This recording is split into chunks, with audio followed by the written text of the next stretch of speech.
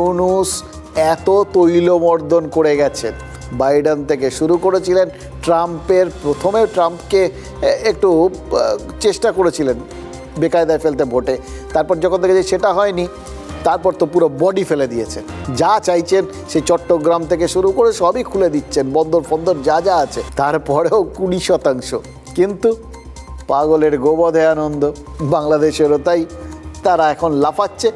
ভারতের তো 25% কর বসানো হয়েছে, আমাদের 20%, মানে 5% কম। ভাবা যায়? এরা বিরাট নৈতিক জয়। এরা বুঝতে পারছে না বাংলাদেশে তৈরি জামা কাপড় আমেরিকায় বিক্রি হয় এবং তার থেকে বাংলাদেশের অর্থনীতি চাঙ্গা থাকে। এটাই তাদের সব থেকে বড় অর্থনীতির সাপোর্ট। কিন্তু ভারতের অর্থনীতিতে 25% শুল্কের যে ধাক্কা, বাংলাদেশের অর্থনীতিতে এই 20%-এর ধাক্কা তার থেকে অনেক বেশি।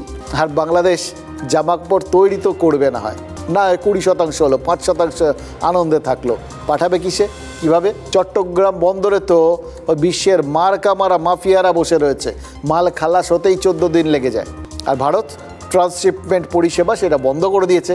তাই বাংলাদেশকে আপ করে ভারতকে ডাউন করার কৌশল, মানে যদি এটা হয়ে থাকে আর কি, সেটা খুব একটা কাজে লাগাতে পারবেন না ট্রাম্প।